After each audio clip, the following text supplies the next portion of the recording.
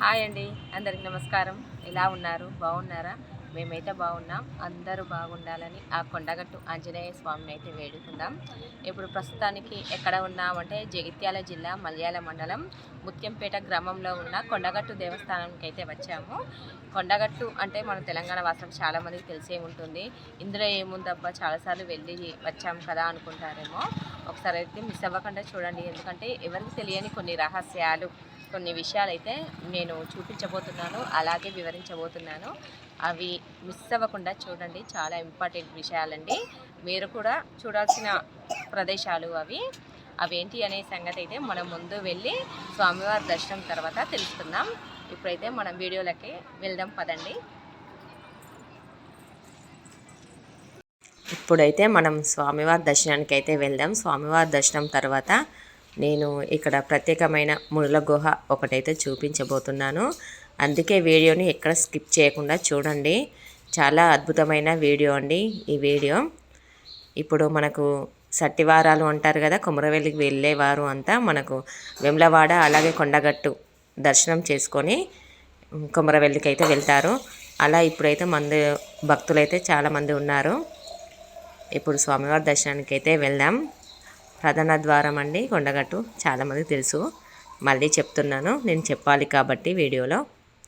ఇప్పుడు లోపలికైతే వెళ్ళిన తర్వాతనైతే వీడియోనైతే స్వామివారిని అయితే తీయనివ్వలేదు, అందుకే మామూలుగా తీసేశాను అంతే. తర్వాత మునుల గుహకైతే వెళ్దాం. చాలా ప్రశాంతంగా ఉంటుంది, కాకపోతే ఇంకా కొంచెం డెవలప్ కావాలి.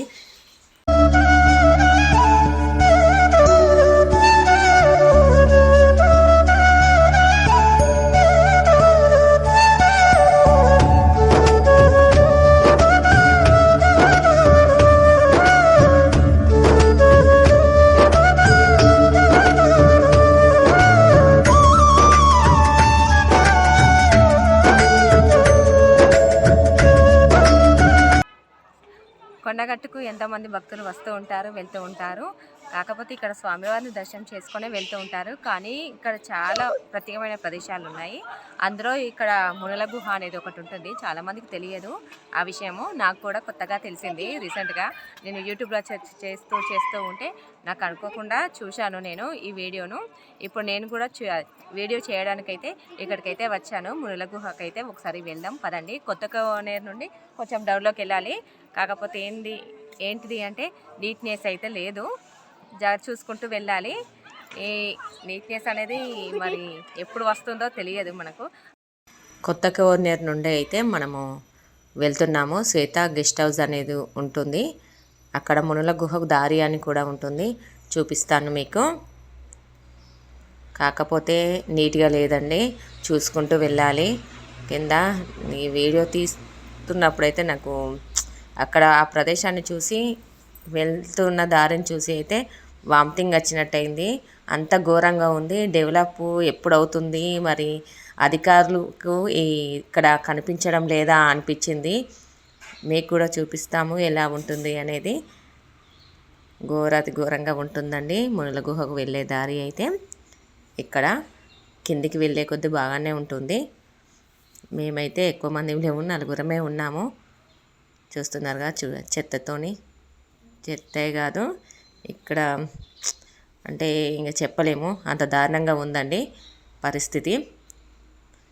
ఇప్పుడైతే వెళ్దాం మునుల గుహకు. ఇక్కడ మునులు వాళ్ళు యాగాలు చేస్తుండగా రాక్షసులు యాగాలు చేయనివ్వకుండా అడ్డుపడ్డారట. అప్పుడు హనుమంతుల వారిని వేడుకోక స్వామివారు ఇక్కడ వెలిచారన్నది ఒక కథ.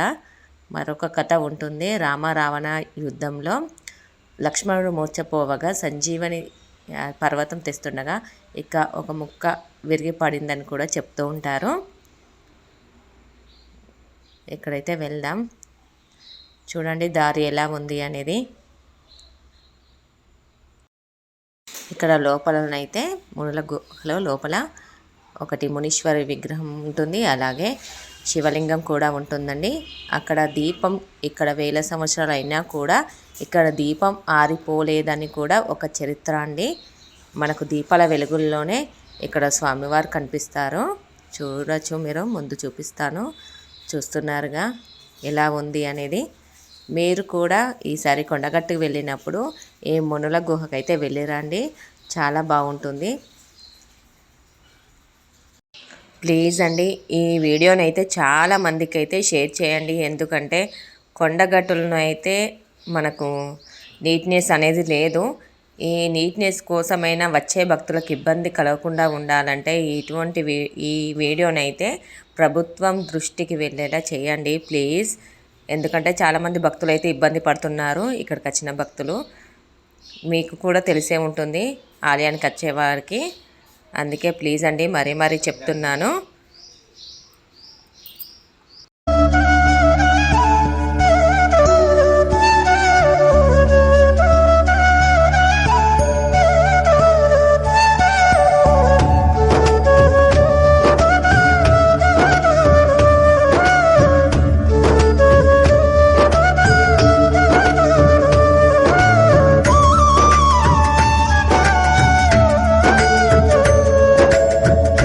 మేము వెళ్ళే దారి పూర్తిగా ఎందుకు చూపిస్తున్నాను అంటే మీరు కూడా వచ్చినప్పుడు దారి ఎలా ఉంటుందో తెలుసుకోవడానికైతే నేను పూర్తిగా చూపిస్తున్నాను.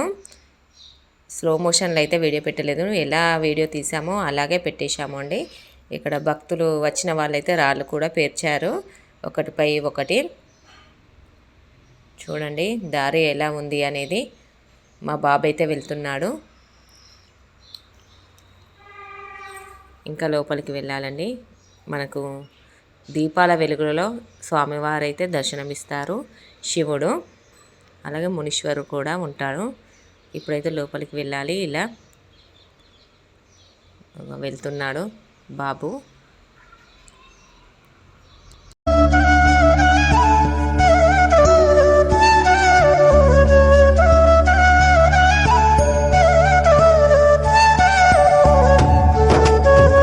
చూడండి అక్కడ మనకైతే దీపాలు అయితే కనిపిస్తున్నాయి. ఇక్కడ శివుని దగ్గర ఒక దీపము ఉంటుంది, అలాగే మునీశ్వరుని దగ్గర ఒక దీపం ఉంటుంది. మనకు దీపాల వెలుగులో అయితే ఇక్కడ స్వామివారు కనిపిస్తారు. చూడండి ఎంత అద్భుతం. ఇక్కడ ఏంటి అంటే ఈ దీపాలు వేల సంవత్సరాల నుండి ఇలాగే ఉంటాయి, అలా ఆరిపోవు అనేది ఒక కథ అండి. మీరు కూడా స్వామివారిని దర్శనం చేసుకోండి. ఇక్కడ స్వామివారు ఉన్నారు, శివుడు ఎంత అద్భుతంగా ఉన్నారు చూడండి. చాలా సంతోషం అనిపించింది ఈ ప్రదేశానికి వచ్చినందుకు, స్వామివారిని చూసినందుకు. దీపాల వెలుగులో అయితే స్వామివారు నిజంగా ఉన్నట్టే ఉన్నారండి. మీరు కూడా తప్పకుండా రండి, స్వామివారిని దర్శనం చేసుకోండి. చాలామందికి తెలియదండి ఇక్కడ మునీశ్వర గుహ ఉంటుంది అని. ఇప్పుడు ఈ వీడియో చూసిన వారైతే తప్పకుండా రండి. ఇంకా 10 మందికి కూడా షేర్ చేయండి. చాలామందికి తెలియదండి ఇక్కడ మునీశ్వర్ల వారండి.